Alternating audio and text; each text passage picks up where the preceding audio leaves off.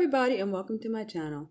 I'm Mariah, and today's topic is debunking stereotypes in the disabled community.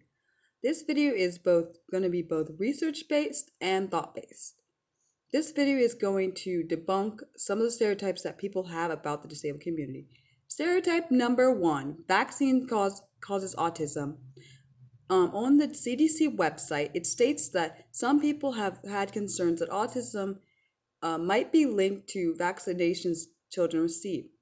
But studies have shown that there's no link between receiving vaccinations and developing autism. My thoughts. I never thought that vaccinations have caused autism or any other disability. Stereotype number 2.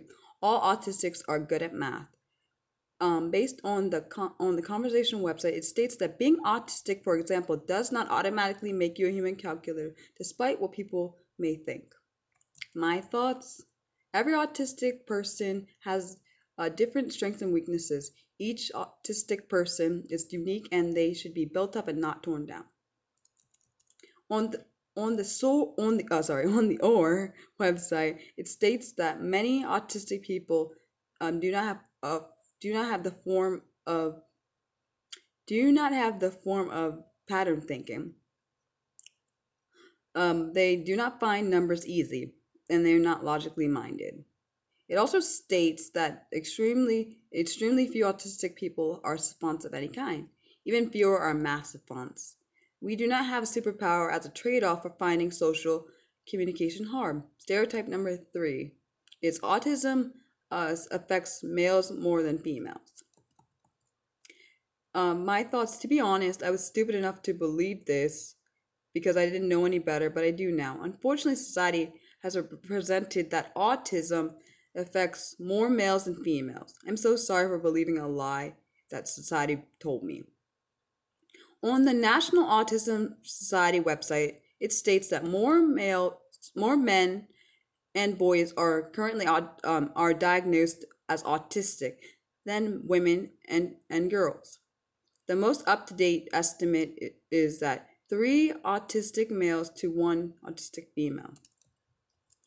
On the National Autism Society website, it also states that there is a female autism henotype, I think it's, or henotype. I'm sorry.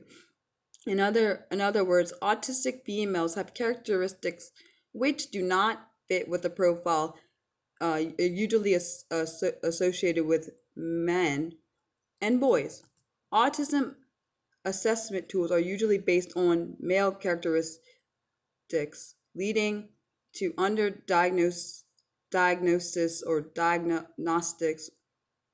My point is, women or females are misdiagnosed or not diagnosed as often because the test is based off of male characteristics, which is really quite sad, personally. Stereotype number 4, people with physical disabilities are incapable of being independent. My thoughts. I believe that people with physical disabilities are able to be independent, but they may need help at times. Please don't badger them with wanting to help them at every single challenge they may come up with. It's their choice. The choices should be left up to them if they want help or not. So just let them ask you. That's what I think. Another thought is that I believe that some people with physical disabilities may have to get help from caretakers, but it doesn't mean that they cannot be independent in some ways. On the Putnam Independent Living Living Services website, it states that independent living is controlling and directing your own life and taking responsibility for your own actions. It is knowing what is right for you. Independent living means being as self-sufficient as possible. It means taking a risk and being allowed to succeed and fail on your own terms. Stereotype number 5. Disabled people have low intelligence or are incapable of learning. Of course, I don't believe that that's true in any case. I believe that disabled people just process information differently, and in no way does it impact how they impact their intelligence or their capability of learning. And I can contest to this because of course I have a disability, and I don't think I'm any less intelligent than anybody else, but that's just my thoughts. Um on the Based on what I'm about to tell you for this website, I kind of tweaked it a little bit because the website that I used for it's called Very Well Family. It's called the Very Well Family website, and I tweaked it because that was based on learning disabilities, and this I tweaked it because I believe what they wrote about learning disabilities can apply to all disabilities. So that's why I tweaked it. So it states that it's important that the general public understands that individuals with disabilities or learning disabilities are not less intelligent than anyone else. The sixth stereotype is disabled people can be cured of their disability. That's false. And I know that's just a side note because it's not true. Um, Based on what the Very Well Family website says, it states that it's important to understand that disabilities are not curable and not fixed by more motivation, which kind of goes along with my thoughts. My thought is I believe that disabilities do not fade over time and cannot be cured by medicine or working hard. It's possible to improve in the areas that we get through doing them more and practicing. And stereotype number 7, which is the last stereotype I have.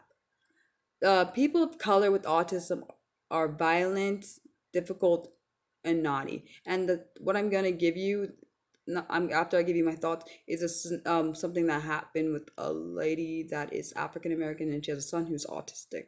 And of course, there are probably other examples like people that are Asian and Hispanic communities, but I've only found this one. And I'm not saying that other people don't experience. I just what I happen to find.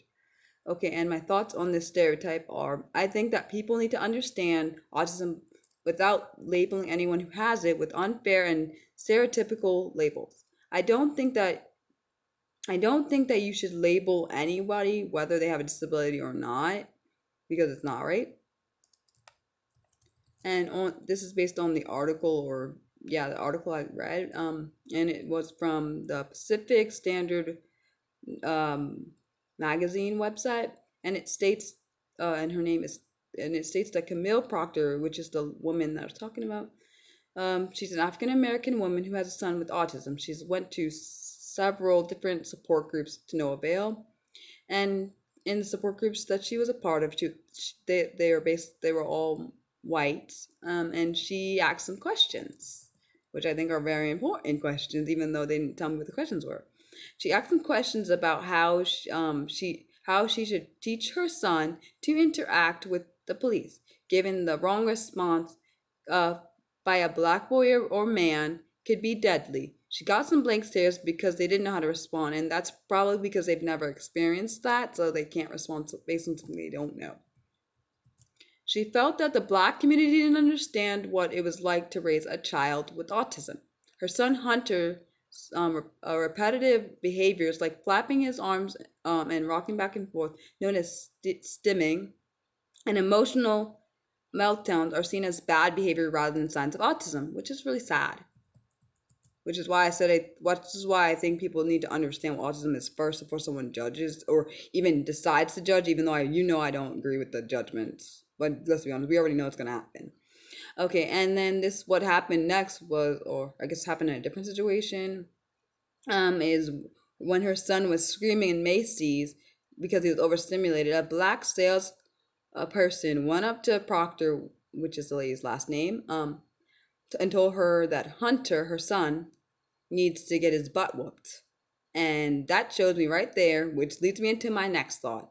I think that people need to understand that people of color with autism are just people that view and process the world differently, and it's okay. And I don't think that we should place judgments on anyone because they don't act the way we want them to. Just my take. I hope you guys enjoyed this video. I will be putting all the websites that I used in the video description and with a brief video description. My next video is going to be about making all areas accessible for the disabled. It's either going to be on Friday or Saturday. I haven't decided yet, and if you guys have a preference, let me know.